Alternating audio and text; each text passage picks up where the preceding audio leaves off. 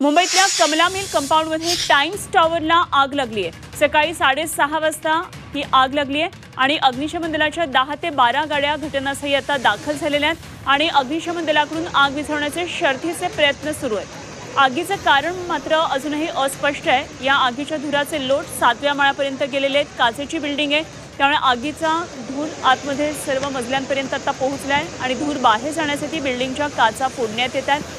हा tower commercial असल्यामुळे सध्या तरी आतमध्ये कोणीही अडकलेलं नाही असा प्राथमिक अंदाज व्यक्त केला जातोय। मुंबईतल्या आगीची दुर्घटना कमला मिल्स कंपाऊंडमध्ये टाइम्स टॉवरला आग लागलेली आहे आणि अग्निशमन दलाच्या कर्मचाऱ्यांचे शर्थीचे प्रयत्न सुरू आहेत आग विझवण्यासाठी। त्याचप्रमाणे ही पूर्णपणे काचेची बिल्डिंग आहे, उंच अशी ही इमारत आहे, पूर्णपणे काचांनी पॅक असलेली, त्यामुळे आत आग लागल्यामुळे काचा फुटता आहेत, आपोआप फुटतात। तसंच काही ठिकाणी काचा फोडण्याचे प्रयत्न केले जातात जेणेकरून पूर्णपणे धूर बाहेर जाईल। आमचे प्रतिनिधी कृष्णात पाटील या दुर्घटनेवर लक्ष ठेवून आहेत, पाहूया त्यांनी घेतलेला हा आढावा।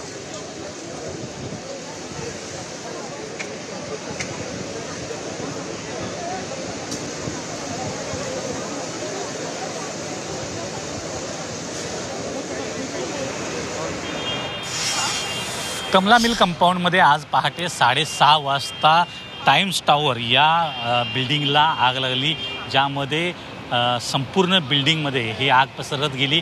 सुरुवातीला या खाली असलेल्या एसीच्या कॉम्प्रेसरमध्ये आग लागल्याचं प्रत्यक्षदर्शींनी सांगितलं आणि त्यानंतर ही आग पूर्ण सर्व जे मजले आहेत त्या सर्व मजल्यापर्यंत पोहोचत गेली आणि त्यानंतर अग्निशमन दलाच्या जवानांचे प्रयत्न हे आग विझवण्यासाठी सुरू झालेले पाहायला मिळत आहेत। पूर्णतः पलीकडच्या बाजूला जे आहे ते अग्निशमन दलाचे जे मोठी शिडी आहे त्या माध्यमातून आग विझवण्याचे प्रयत्न सुरू झालेले आहेत।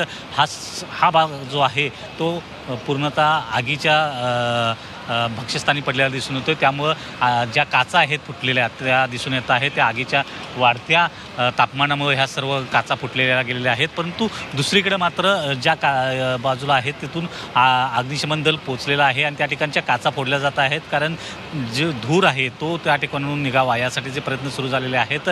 संपूर्णतः काचेची बिल्डिंग असल्यामुळं आग नियंत्रण मिळवण्यामध्ये थोडीशी अडचण ही अग्निशमन दलाला आलेली आहे। अग्निशमन दलानं चे जवळपास 10 ते 12 गाड्या या ठिकाणी पोहोचलेल्या आहेत आणि सर्व अग्निशमन दलाच्या वतीनं चारी बाजूनं अशा प्रकारे प्रयत्न केले जात आहेत। ऑक्सिजन लावून अनेक जण फायर ब्रिगेडचे जे कर्मचारी आहेत ते या ठिकाणी पाहायला मिळत आहेत की कशा प्रकारे आपले जे प्रयत्न आहेत ते पाहायला मिळत आहेत।